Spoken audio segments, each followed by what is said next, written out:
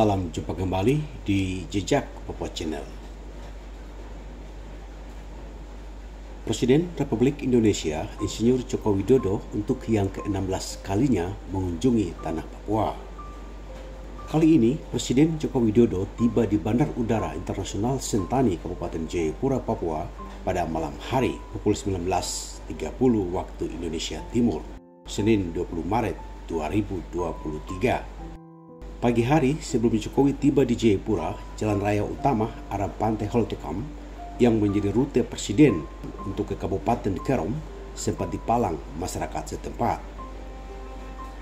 Pemalangan dilakukan terkait dengan tanah bersertifikat hak atas tanah seorang janda yang diserobot oleh pemerintah Provinsi Papua sejak 2016 hingga 2023. Namun, palang dibuka setelah Kapolresta Jayapura Kota, Kombes Pol Victor D. Magbon bersama jajarannya turun ke lokasi dan melakukan negosiasi dengan warga setempat. Sementara itu, 2 hari sebelumnya, Sabtu 18 Maret 2023, dikutip Jubi ID, Badan Eksekutif Mahasiswa Universitas Cendrawasih menolak kedatangan Presiden Joko Widodo ke tanah Papua. BEM Uncen menilai masyarakat Papua di Mebrat, Nduga, Yahukimo, Puncak Papua, dan Jayawijaya sedang berduka dan mengalami pengungsian besar-besaran. Keluarga mereka ditembak, pemerintah tidak memberikan solusi, tetapi malah datang dengan kepentingan pembangunan di Jayapura. Wantik menilai kedatangan Presiden Joko Widodo tidak menyelesaikan substansi masalah di Papua, tetapi hanya berfokus ke infrastruktur. Karena itu, pihaknya menolak kedatangan Presiden Joko Widodo yang ingin meresmikan Papua Youth Kreatif di Jayapura dan mendesak Presiden Indonesia untuk berdialog dengan orang Papua. Apalagi yang paling penting adalah bagaimana HAM di Papua itu harus diperhatikan. Hak untuk hidup nyaman dan damai di Papua itu harus diperhatikan. Semua orang harus nyaman, karena hari ini seperti kasus di Wamena yang mengorbankan 9 orang, sampai sekarang pelakunya belum diungkap. Juga di Yahukimo, masyarakat setempat harus mengungsi di beberapa tempat untuk mencari aman. Kepala daerah sendiri tidak bisa menjamin masyarakat, kata Wantik dikutip Jubi ID.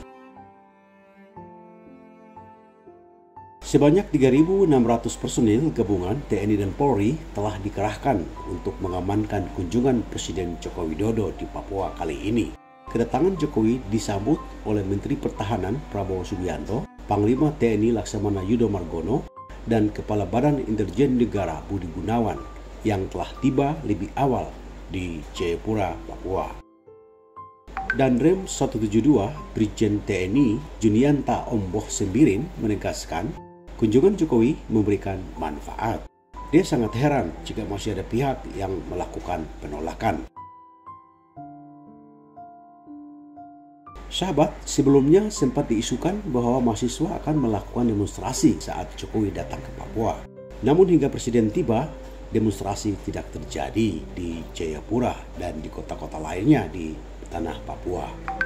Setelah tiba di Jayapura, Presiden Joko Widodo memimpin rapat terbatas dengan petinggi militer, kepolisian, dan pemerintah. Kapolri Jenderal Listio Sigit Prabowo yang hadir dalam rapat tersebut mengatakan tujuan rapat tersebut untuk mendengarkan langsung perkembangan situasi di Papua. Beliau memerintahkan pada kita untuk bekerja secara lebih terintegrasi antara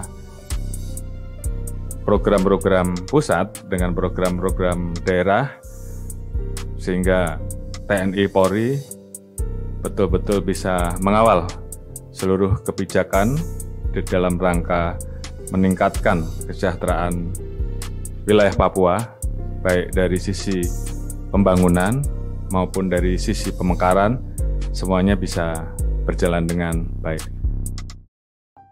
Dikutip Antara, salah satu agenda rapat tersebut adalah terkait dengan keselamatan pilot CR berkebangsaan Selandia Baru yang disandra oleh Tentara Pembebasan Nasional Papua Barat atau TPNPB-OPM pimpinan Egyanus Kogoya di Duga, Provinsi Pegunungan Papua sejak 7 Februari 2023 lalu. Sahabat, Panglima TNI Laksamana Yudo Margono mengatakan pasukan TNI yang berada di Papua dalam rangka melaksanakan operasi penegakan hukum membantu Polri.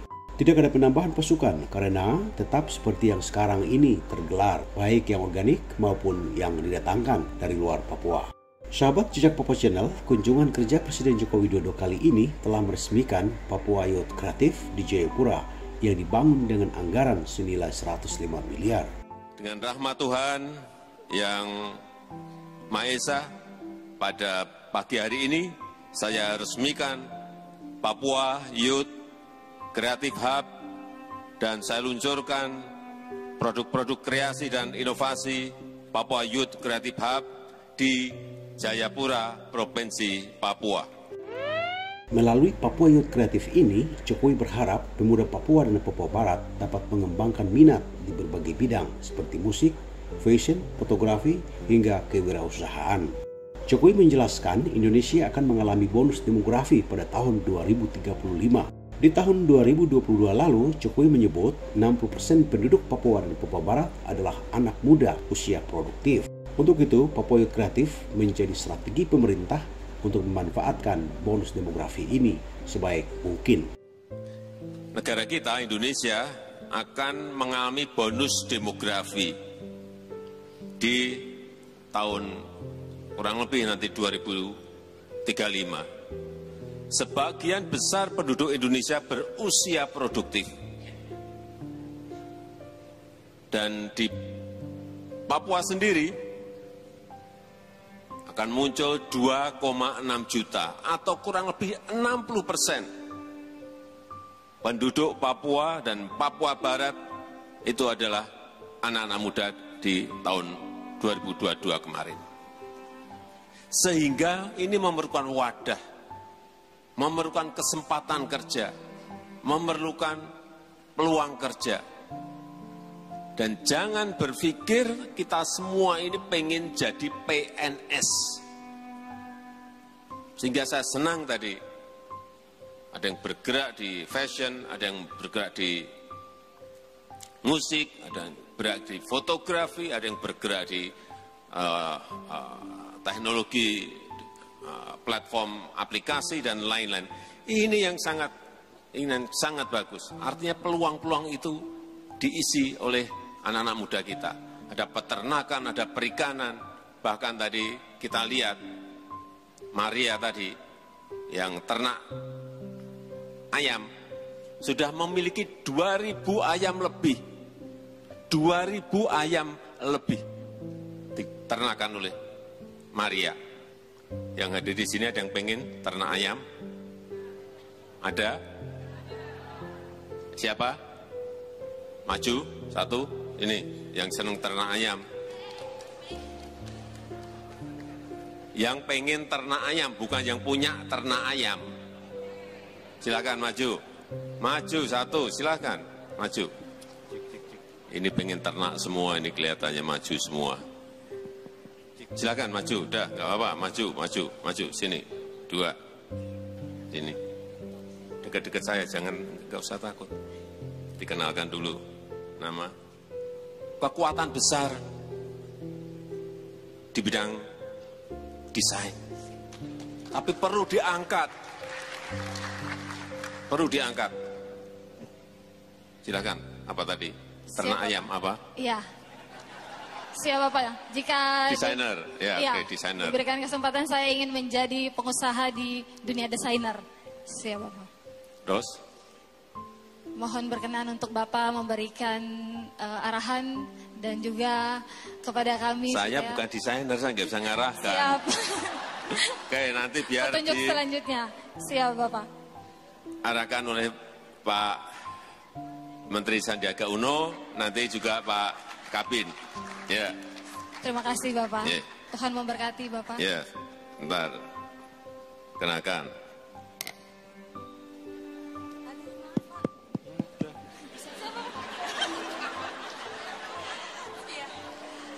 Selamat siang, perkenalkan nama saya Stella Riana Worongboni, saya suku dari Nabire Mor, dan saya ingin peternakan ayam di Nabire, Pak. Sebentar, namanya tadi? Stella Riana Worongboni, iya. Ya, Stella gimana? Sudah punya ternak ayam? Belum punya, saya pernah mau coba peternakan ikan tapi gagal karena... terus ini mau ternak ayam. Iya, mau coba. Mau coba, Iya. mau coba ternak ayam. Siap. Bayangannya ternak ayam itu seperti apa? Bayangannya. Bayangan saya ya ada 10 ekor, 10.000 ekor. 10.000 ekor peternakan. Kalau mau ternak ayam itu dikit-dikit itu. Iya kan Pak impiannya kan. Punya dulu 50 ekor, nanti meningkat menjadi 300 ekor, meningkat lagi jadi 5.000, meningkat lagi jadi 100.000. Jangan langsung melompat, nanti mati kayak ikannya, ini repot nanti. Rugi gede banget itu, hati-hati. Pelan-pelan, apa-apa itu perlu proses pelan-pelan, nggak mungkin langsung melompat. Saya pun jadi presiden tidak langsung melompat jadi presiden itu. Jadi wali kota 2 kali, jadi gubernur sekali, baru naik ke presiden. Nggak sama, nanti Pak, biar diurus Pak Kabin aja lah nanti, biar di training Pak Kabin, di training. Dan langsung juga diberi ayamnya sekalian. Siap Pak, di Nabire ya Pak? Ya. Baik Pak, untuk wilayah Mepago. Tapi saya titip, jangan banyak-banyak dulu. Iya Pak, yang... Gak apa-apa, 100, 200 itu mungkin boleh untuk memulai. Kalau udah jadi Bapak nanti datang kunjungan kan di Nabire gitu kan. Nabire, maksudnya kalau udah jadi PHCH di Nabire juga. Ya kalau nanti, siapa tadi nama? Stella Pak. Kalau Stella punya sudah ayamnya 100.000 saya datang. Siap Pak.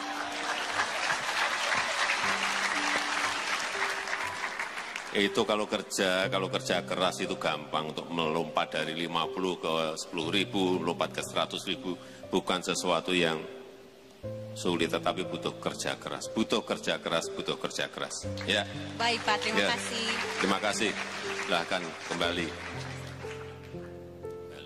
Memberikan kesempatan anak-anak muda kita yang memiliki kreativitas, memiliki inovasi, keinginan besar untuk bergerak di bidang fashion, di bidang industri kreatif, di bidang peternakan, di bidang perikanan, semuanya memiliki kesempatan. Karena saya melihat peluang, opportunity, kesempatan di tanah Papua masih sangat besar sekali untuk bisa anak-anak muda masuk. Dan ini kita harapkan dapat memberikan peningkatan kesejahteraan, memberikan peningkatan kemajuan kepada masyarakat Papua yang kita cintai.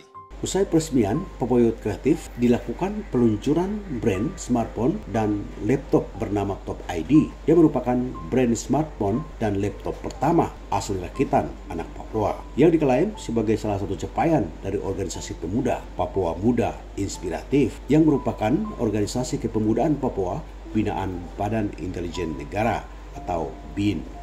Terkait dengan smartphone dan laptop Top ID, silakan nonton videonya di channel ini. Selain itu, Jokowi juga mengunjungi Kabupaten Kerom, Papua, khususnya di Kampung Wambes, Distrik Manem, yang akan disiapkan lahan seluas 10.000 hektar untuk penanaman jagung.